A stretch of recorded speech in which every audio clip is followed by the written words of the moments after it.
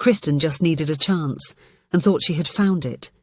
But when she was unjustly accused and dismissed without explanations, she heard a phrase that would echo for a long time.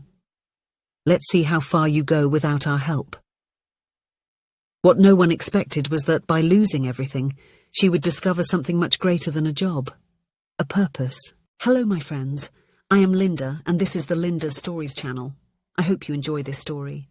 Dory pressed the damp cloth against the gilded edges of the Victorian mirror, taking extra care with every detail. 10 years of cleaning the same house had taught her exactly how much time to spend on each object. 3 minutes on the mirror, 5 on the crystal vases, 7 on the solid wood stairs. The Harrington mansion was a monument to wealth, with its 12 bedrooms, 15 bathrooms, and an art collection worth more than she would earn in several lifetimes. While cleaning, Dory tried not to think about the bills piling up at home, or the way Mr. Harrington looked at her as if she were just another piece of furniture. Instead, she focused on the image of her 23-year-old daughter, Kristen, whose smile seemed to light up even the darkest days.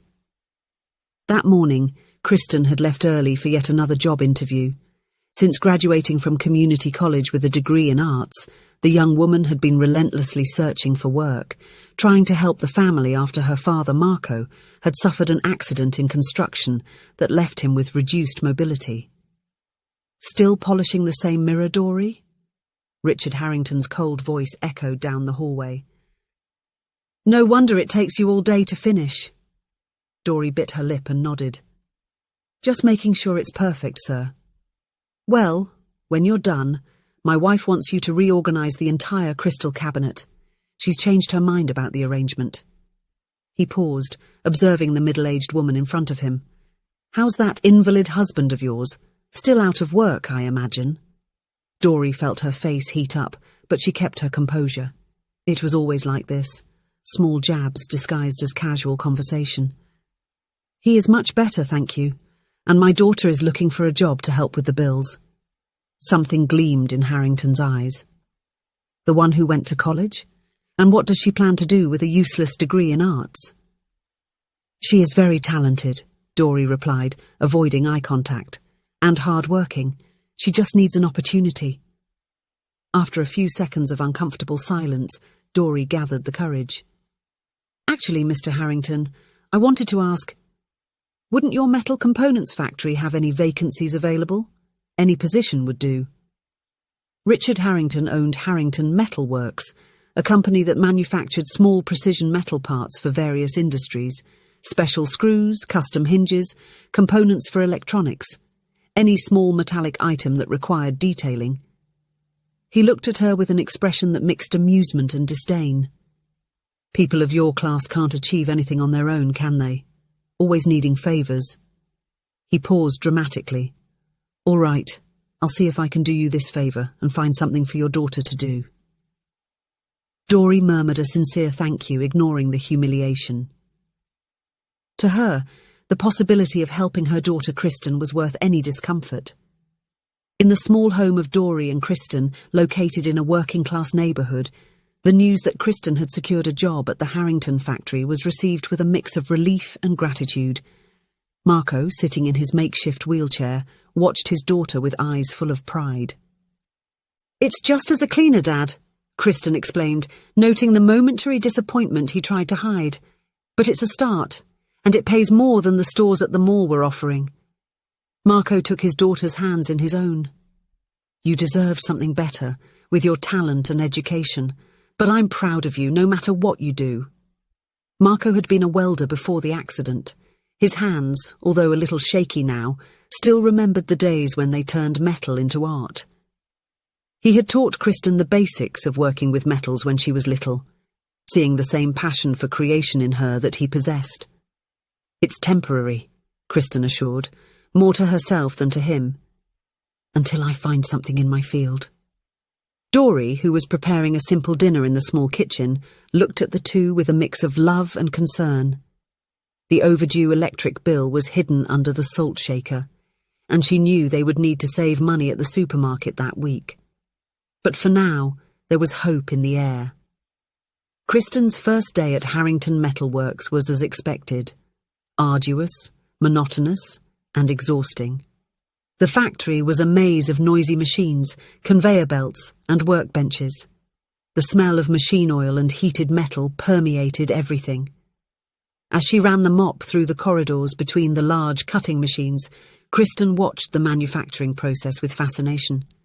Metal sheets were being cut with millimetric precision, forming pieces that would be sold at exorbitant prices to other industries. But what really caught her attention were the scraps. Small pieces of perfectly good metal being discarded simply because they were too small for the factory's standards. She watched as a worker swept the scraps into a large dumpster. "Is all of this going to waste?" she asked, unable to contain her surprise. The man, who wore a badge identifying him as Mr. Ramirez, production supervisor, shrugged. "They're too small for our products. Some pieces are recycled, but most go to the landfill. Too much work to separate." Kristen observed the small, shiny pieces. Some were the size of a coin, others resembled small stars or irregular diamonds. In her mind, she already saw possibilities. On the third day, she gathered courage. "Mr. Ramirez, all these metal scraps go to waste, right? Could I take some for myself?" The supervisor looked at her with curiosity. "Sure, all of this is trash. I don't know why you would want it, but you can take as much as you like." That night, Kristen came home carrying a small bag full of metal scraps. Marco, who was flipping through an old photo album in the dimly lit living room, looked intrigued when she dumped the contents onto the kitchen table. "What is this, honey?" he asked, approaching with his chair. "Leftovers from the factory. They were going to throw it all away." She picked up a triangular piece of stainless steel. "Remember how you used to make toys for me when I was little, with scrap metal?" Marco smiled, reminiscing. He had made a miniature carousel with old cans, a plane with parts from a broken radio, an articulated doll with clips and wires. "Of course I remember." "I thought we could do something with this," Kristen suggested. "Maybe small decorative items, I'm not sure." Marco picked up a few pieces, examining them with the experienced eye of someone who has worked with metal for decades. His face gradually lit up. "I have some tools in the garage. We can start with something simple." That night marked the beginning of a new routine. While Dory rested from her long day at work, Kristen and Marco dedicated themselves to transforming the scraps. With small sanders, pliers, simple welds, and a lot of love, they began to create small sculptures. The first project was a small pinwheel, with blades made from triangular scraps that spun gently at the slightest breeze. Next came miniature cars, metallic flowers, and even delicate earrings and pendants when they managed to find smaller and thinner scraps. 2 weeks later, they had a small collection of creations. Dory suggested they try selling them at the local fair that took place on Sundays in the central square. "I don't know if anyone will want to buy," Kristen hesitated. "We'll never know if we don't try," replied Marco, with a sparkle in his eyes that Dory hadn't seen since before the accident. With some old boards and a piece of colourful fabric that Dory had been saving for future projects, they improvised a small stall. Kristen arranged the metal pieces like an improvised showcase, highlighting the larger sculptures and the small accessories. To their surprise, the pieces attracted curious glances. The first customer was an elderly lady who was enchanted by a small bird made from wavy scraps. "It's beautiful. It reminds me of the birds my late husband used to watch," she said, paying without questioning the price. By the end of the day, they had sold half of the pieces and received special orders for more. A local florist wanted metallic flowers to complement arrangements, a teenager requested custom earrings for her graduation, and a miniature collector ordered a series of vintage cars. On the way home, the silence in the car was sheer disbelief.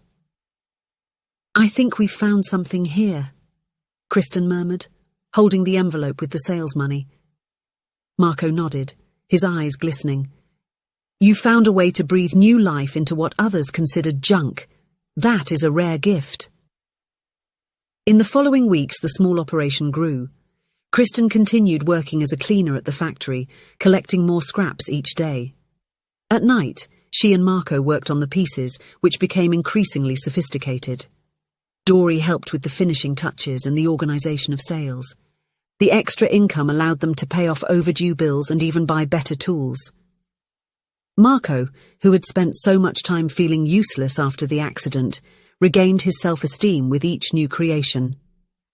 It was on a Thursday afternoon, while Dory was polishing the handrails at the Harrington mansion, that fate decided to intervene. Richard Harrington arrived earlier than usual, his mood particularly sour after a difficult meeting. "Dory, Dory," he called with false cordiality. "Is your daughter happy working as a cleaner at my factory? Like mother, like daughter, isn't it? Those born to be cleaners will never be anything else." Dory would normally ignore the spiteful comment, but something inside her rebelled. Perhaps it was fatigue, or perhaps the newfound pride in the family's work. "Actually, she is very happy," she replied with surprising calmness. "Especially with what she and her father have been doing with the metal scraps she picks up from your company's trash. They are even receiving orders." Harrington's smile vanished instantly. "What scraps?" "Just the small pieces you throw away," Dory explained, realizing her mistake too late. "The supervisor said it was allowed since they were going to the trash." Harrington's face turned red with anger. It wasn't the value of the metal, which would indeed be discarded, that bothered him. It was the idea that someone he considered inferior was thriving without his permission.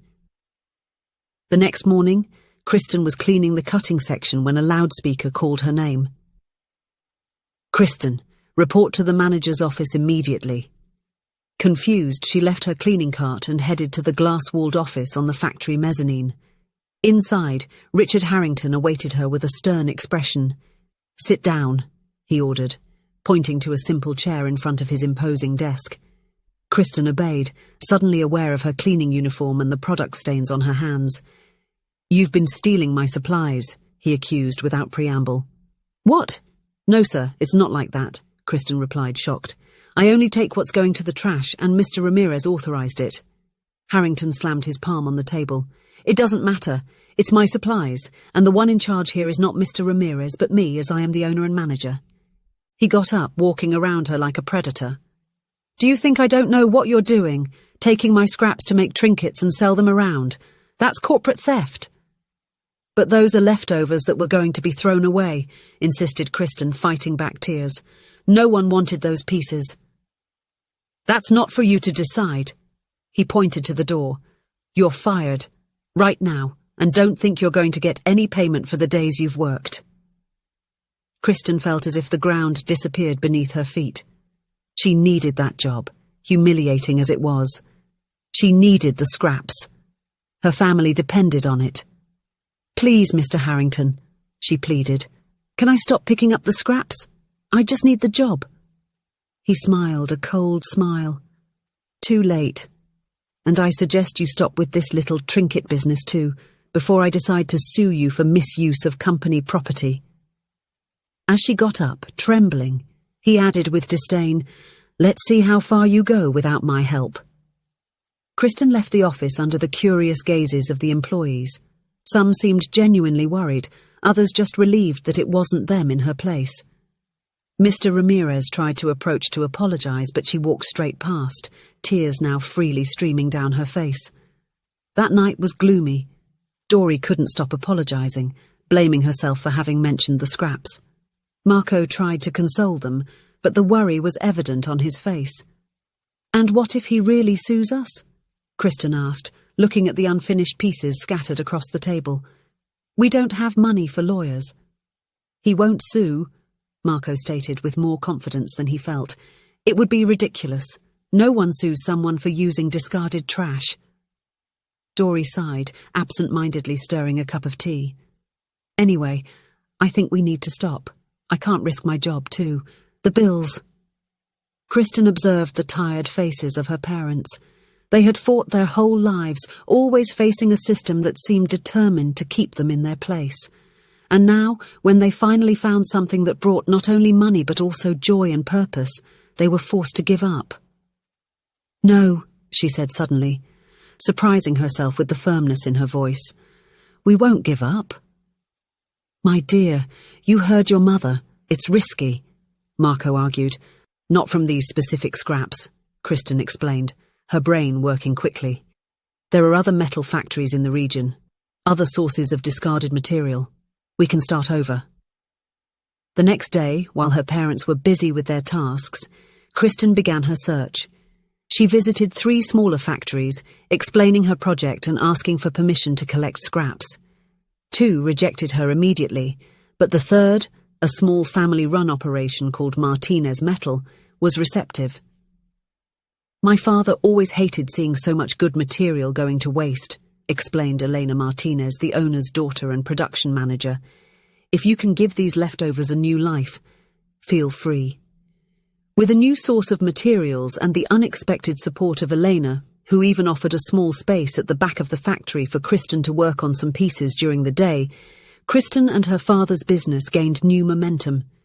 Her father, Marco, inspired by his daughter's persistence, began experimenting with more advanced techniques.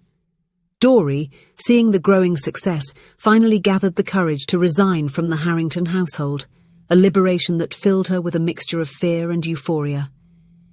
6 months later, Metals and Art had its own permanent stall at the local market and was beginning to receive orders from home decor stores in the region. The small company's Instagram, managed by Kristen, attracted followers who were enchanted by the transformation of scraps into art. On a particularly busy Saturday morning, while they were setting up the stall, Kristen noticed a luxurious car parking near the market. From the vehicle, Richard Harrington got out, accompanied by his elegant wife. Kristen's heart raced. They hadn't crossed paths since the day of the dismissal. Part of her wanted to hide, but another part, stronger and more confident, kept her in place. The Harringtons walked through the market, eventually reaching the stall. Mrs. Harrington stopped, visibly impressed by a sculpture of metallic flowers that captured the sunlight, creating colourful reflections. "Richard, look at this," she exclaimed, picking up the piece. "It's exactly what I was looking for the entry hall." Only then did Richard Harrington notice who was behind the booth. His eyes narrowed as he recognised Kristen, and a few steps behind Marco in his wheelchair, working on a new piece. "How much is this?" asked Mrs. Harrington, oblivious to the tension. $150, Kristen replied calmly, maintaining eye contact with her former boss. "It's a unique piece." "Come on, dear," interrupted Harrington, pulling his wife's arm. "We can find something better elsewhere." But Mrs. Harrington was already enchanted. "Don't be silly, Richard. It's perfect and unique. I'll take it." She handed her credit card to Kristen. While processing the payment, Kristen felt a strange sense of closure. She handed the receipt to Mrs. Harrington with a genuine smile. "I hope it brings joy to your home." As the Harringtons walked away, she proudly carrying her purchase, he visibly uncomfortable, Marco approached Kristen. "Are you okay, dear?" he asked, placing a hand over hers. Kristen watched for a moment as Harrington's figure disappeared into the market crowd. Then she looked at the stall in front of her, at the creations born from scraps, at her father's skillful hands, at her mother's renewed smile as she attended to another customer. "I'm more than okay, Dad," she replied, squeezing his hand. "I think now I know exactly how far we can go."